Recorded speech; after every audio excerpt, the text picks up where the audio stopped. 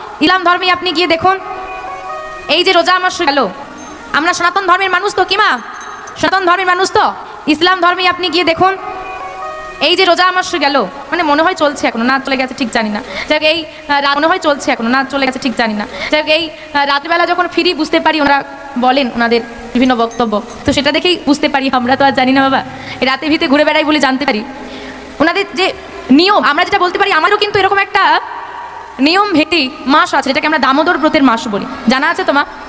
কতজন পালন করি? কতজন পালন করি? চলো ছাড়ো, বেশিরভাগ লোক জানি না। ইসলাম ধর্মের মানুষরা কিন্তু এই মাসটা প্রত্যেকে, ছোট বড় বৃদ্ধ সবাই পালন করে। আরে বাবা, এত কষ্ট করে ব্রত সারাদিন ধরে পালন করা দূর, আমাদের সনাতন ধর্মের এখনো বহু মানুষ, ওরা তো বাচ্চারাও রোজা মাস পালন করে। আর আমাদের ধর্মে বলতে বাবা অবাক লাগে, 80 বছরের বৃদ্ধা, 60 বছরের বৃদ্ধা, 50 বছরের বৃদ্ধ মানুষও শস্য খায়, একাদশী কি জানে না। ভাবতে পারছেন বাবা কি অবস্থা? আমি বলছি না তুমি খুব কঠিন কাজ করো, একদম 3 ধরনের একাদশী, 3 ধরনের আছে, উত্তম, মধ্যম, অধম। উত্তম একাদশী নির্জলা একাদশী, মধ্যম হচ্ছে যারা শুধুমাত্র পানীয় জল পান করে বা শরবতের মধ্যে দিয়ে একাদশী পালন করে, অধম একাদশী মানে ফল ইত্যাদি আদি একাদশীর খাবার সেবা যারা একাদশী পালন করে। তুমি সেটা করো যতটুকু পারবে। আরে একাদশী পালন করা ছাড়ো, এখন তো আমাদের সমাজে যেসব নতুন জেনারেশনের যে সমস্ত ছেলেমেয়েরা মন্দির পাশ দিয়ে গেলে, আমার আগে সবাই দেখতাম মাথা ঠুকে প্রণাম করে, এখন কেমন করে প্রণাম করে? এই এক আঙ্গুলি প্রণাম। মানে মানুষ ছোট করতে করতে প্রণামটাকে এতটা ছোট করে ফেলেছে যে প্রণাম করছে না, আঙুলের সমস্যা হচ্ছে, ব্যায়াম করছে, বোঝা বড় মুশকিল। আপনি দেখুন পরিবর্তনটা কোথায় দাঁড়িয়েছে আজকে আমাদের। আমি বলছি না কঠিন কিছু করো, ঠিক আছে, আমাদের বছরে 25টা একাদশী পড়ে, বছরে 4টে তো করা যাবে, যাবে না? যাবে না, করি, সেটাও করি। বিশেষ একাদশী 4টে দিয়েছে, সেটাও আমরা অনেকে পালন করি না। আরে জানি না কোন দিন একাদশী, খোঁজই রাখি না। এই হচ্ছে আমাদের গোবিন্দের প্রতি ভক্তি, এই হচ্ছে আমাদের ধর্মকে এগিয়ে নিয়ে যাওয়ার প্রয়াস, এই হচ্ছে আমাদের গোবিন্দের চরণে আশ্বাস বিশ্বাস। কিছু নেই, মানো, পালন করো, কারণ আমরাই পারবো আমাদের ধর্মকে এগিয়ে নিয়ে যেতে, অন্য কেউ পারবে না। হরি বল, হরি বল। তো আজকে বলছে দেখ বিহারি, আজকে একাদশীর দিন, পঞ্চশস্য বর্জনীয়। প্রতিদিন সকালবেলায় বিহারিকে শুকনো মুড়ি বা তাল ভাজা ইত্যাদি দেওয়া হতো, আজকে তো দেওয়া যাবে না। বিহারির কাছে এসে সেবাই ঠাকুর বলছে, শোন বাবা, তুই চলে যা গাভিনী, আজকে তো একাদশী, একাদশীর খাবার বা ফল ইত্যাদি খেতেই হয়, এখন আমার কোনো ব্যবস্থা নেই, তুই চলে যা, দুপুরবেলায় আমি মাধবকে সেরিয়ে তোকে গিয়ে প্রসাদ দিয়ে আসবো। আর বিহারি চলে গেল মাঠে, গরু চড়ে, এদিকে গোবিন্দকে বাল্য দেওয়া হয়েছে, ভক্ত সেবা হয়েছে, গোবিন্দকে সেবা দেওয়া হয়েছে, কিন্তু বিহারির কথা মনে নেই। মা, সবাই তোমার কথা ভুলে গেলেও যদি তুমি ভালোবাসার মতো তাকে ভালোবাসতে পারো, সে তোমার কথা কোনোদিন ভুলবে না। এই বিহারির কথা সবাই ভুলে গেলেও ভগবান ভুলে যায়নি। ভক্তে যখন ক্ষুধা লেগেছে, বেলা বেড়েছে, ক্ষুধা লেগেছে, ভগবান নিজে মন্দির ছেড়ে সেবার পাত্র হাতে নিয়ে, স্বয়ং বেশে নয়, ও মা, সেব ঠাকুরের একটা ছেলে আছে না গোপাল, ওই ছোট্ট গোপালের বেশ ধারণ করে ভগবান আমার সেবার থালা নিয়ে আসছে। ও দাদা, দাদা, ভাইয়ের গলা না, ভাই তুই দুপুর বেলায় ফাঁকা পথ দিয়ে একা একা চলে এসেছিস, এই নাও বাবা মার জন্য এটা পাঠিয়ে দিল, খিদে পেয়েছে না তোমার, নাও সেবা করে নাও। বিহারি সেবা করছে, আস্তে বিহারি সেবা করছে, সেবা করে নিচ্ছে। ও মা, ভক্ত যখন সেবা করে নিচ্ছে না, ভগবান হাত পেতেছে,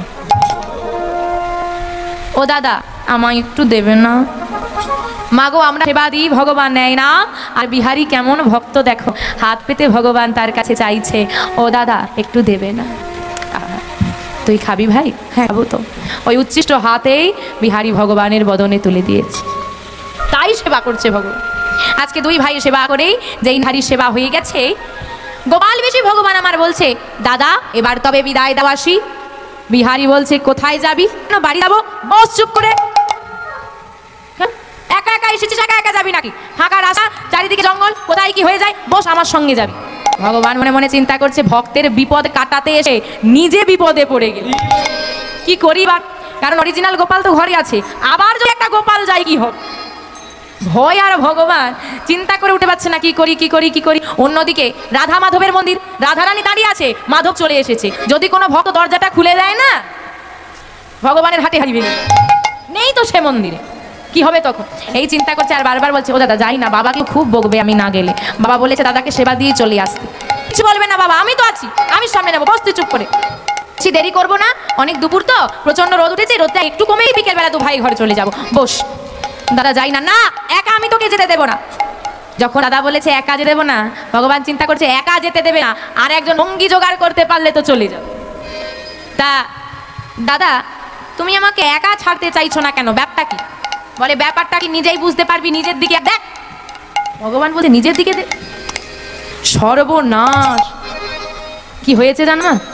দেখবেন বাবা, আমরা তাড়াহুড়ো করে যে কাজটা করি সেই কাজটাই কি হয়, তাড়াহুড়ো করে কোনো কাজ করলে কি হয়, ভুল হয়। আরে ভগবানেরও তা অন্যতা নয়, সব একই। ভগবানও ভুল করে। কি করেছে জানো?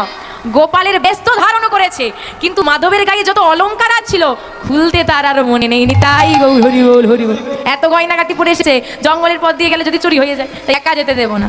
ভগবান চিন্তা করছে তাহলে একজন সঙ্গী জোগাড় করা লাগবে। কোথায় সঙ্গী পাবো এখন দুপুর বেলায়?